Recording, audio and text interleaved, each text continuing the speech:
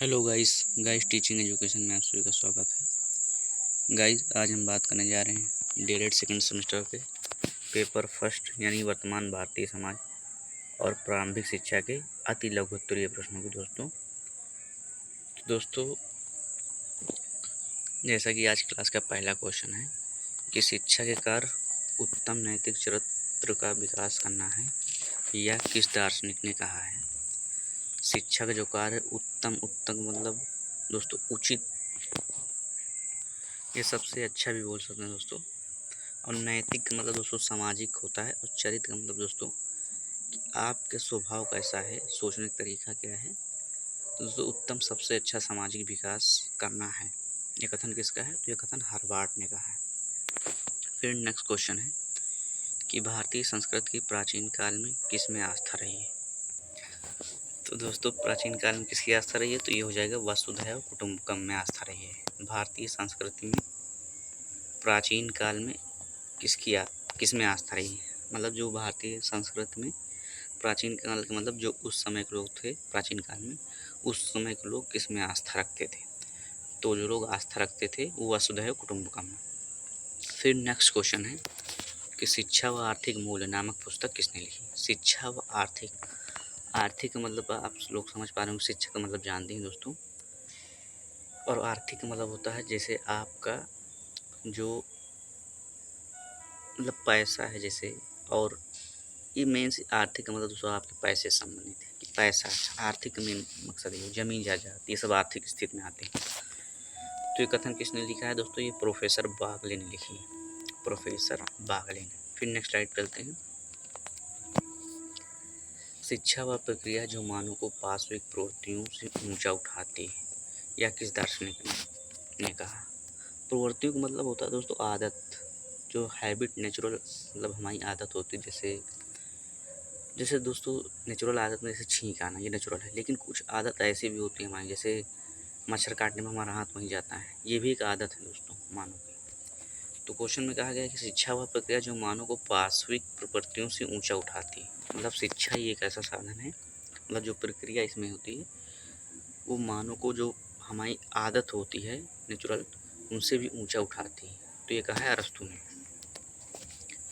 फिर next question दोस्तों कि शिक्षा का मानव जीवन के लिए महत्वपूर्ण कार्य क्या है। मतलब शिक्षा का मानव जीवन में क्या महत्व है, ऐसे भी बोल सकते हैं दोस्तों। तो ये है दोस्तों बालकों का चारित्रिक विकास करना। चारित्रिक का मतलब मैंने बताया दोस्तों सकारात्मक सोच। जब सकारात्मक सोच होगी तो जाहिर सी बात है बालक या किसी व्यक्ति या छात्र का विकास होगा दोस्तों। फिर अगला क्वेश्चन है कि मानव के समस्त कार्य किसके अधीन होते हैं।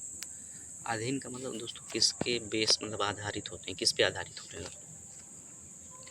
तो मानव के जो समस्त कार्य है मूल प्रवृत्तियों के अधीन होते हैं। मूल प्रवृत्तियों को मैंने बताया दोस्तों नेचुरल हैबिट होती है हमारी, सुबह उठना, फ्रेश होना, ये सब जैसे दोस्तों मैंने बताया मच्छर काटने के बाद हमारा हाथ वहीं जाता है। हमारा सोचने का तरीका, बोलने का तरीका, कैसे बात करना है, ये सब तो और अलग चीज़ है। लेकिन मूल प्रवृत्तियों का भाई जैसे हमें खाना चाहिए, हमें आवश्यक कपड़े चाहिए। मूल प्रवृत्तियों मतलब दोस्तों आदत से होती है। मूल का मतलब जो एक मतलब सभी में ज़्यादातर पाई जाती है मूल प्रवृत्तियाँ। फिर नेक्स्ट क्वेश्चन चलते हैं दोस्तों नेक्स्ट स्लाइड पे। किसी भी राष्ट्र की उन्नति एवं संपन्नता किस पर निर्भर करती है। और राष्ट्र मतलब देश, उन्नत का मतलब विकास दोस्तों, संपन्नता का मतलब जैसे आर्थिक स्थिति से भी आप समझ सकते हैं कि आर्थिक स्थिति किस पर निर्भर करती है। तो ये निर्भर करती है दोस्तों शैक्षिक स्तर पर। फिर अगला क्वेश्चन है कि शिक्षा का प्रमुख दायित्व क्या है। दायित्व का मतलब उद्देश्य बोल सकते हैं, या उसका औचित्य क्या है, या इसका मतलब कार्य क्या है। तो शिक्षा का प्रमुख दायित्व राष्ट्र निर्माण करना है। मैंने वही बताया दोस्तों कि शिक्षा का उद्देश्य क्या है, कार्य क्या है, मुख्य प्रमुख, तो राष्ट्र निर्माण करना। फिर दोस्तों नेक्स्ट क्वेश्चन है कि मनुष्य के लिए शिक्षा की सबसे बड़ी देन क्या है। भैया शिक्षा की सबसे बड़ी देन यही मानी जाती है कि आत्मनिर्भर बनाना है, मतलब खुद के पैरों पे हम लोग खड़े हो जाएं। जैसे इस समय की मोदी जी ने हमेशा ये चीज़ कहा है, मतलब आत्मनिर्भर बनिए। आत्मनिर्भर का मतलब यही हुआ कि हम लोग किसी के दूसरे के भरोसे ना रहें कि सरकारी नौकरी नहीं मिले तो क्या हो, खुद पे हों डिपेंड। कि नहीं मिलेगी तो कोई बात नहीं, हम खुद लोगों को साथ जोड़ेंगे या जोड़ेंगे, खुद अपना बिजनेस खड़ा करेंगे या खुद कोई कार्य करेंगे, जिससे हमारी आर्थिक स्थिति भी सही होगी, हमें किसी के आगे झुकना नहीं पड़ेगा। आत्मनिर्भर का मतलब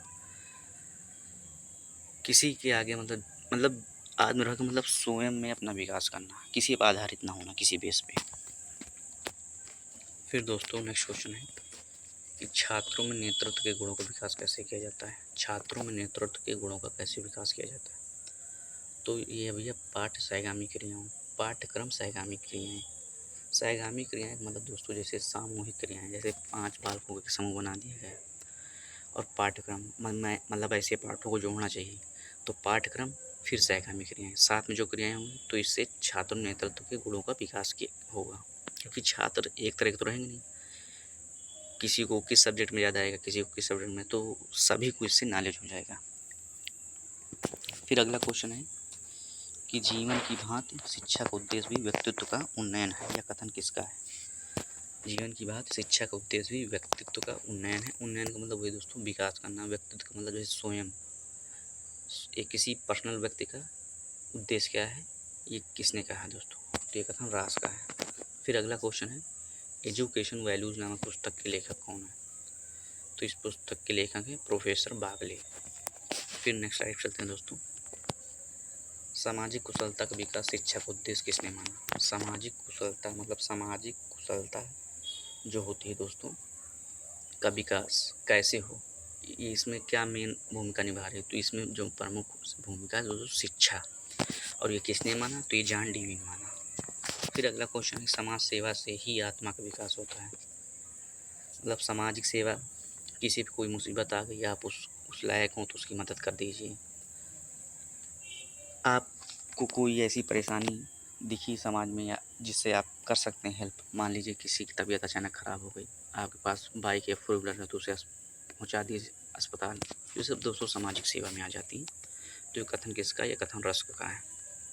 फिर अगला क्वेश्चन लास्ट क्वेश्चन है आज का, कि व्यक्तित्व का विकास सिर्फ सामाजिक वातावरण में ही होता है, यह कथन किसका है। मतलब हमारा खुद का व्यक्तित्व का मतलब मैंने बताया दोस्तों स्वयं, हमारा खुद का विकास सिर्फ सामाजिक वातावरण में होता है, किसने कहा, तो ये कथन नन का है। उम्मीद करता हूँ दोस्तों आप सभी क्वेश्चन समझ में आए होंगे। दोस्तों वीडियो को शेयर कर दीजिएगा अपने फ्रेंड्स जो ग्रुप से बने हों, और वीडियो को लाइक और चैनल को सब्सक्राइब कर दीजिएगा। आप सभी अपना ख्याल रखिएगा। थैंक यू दोस्तों, हम सभी नेक्स्ट क्लास में मीन्स कल मिलते हैं। Thank you.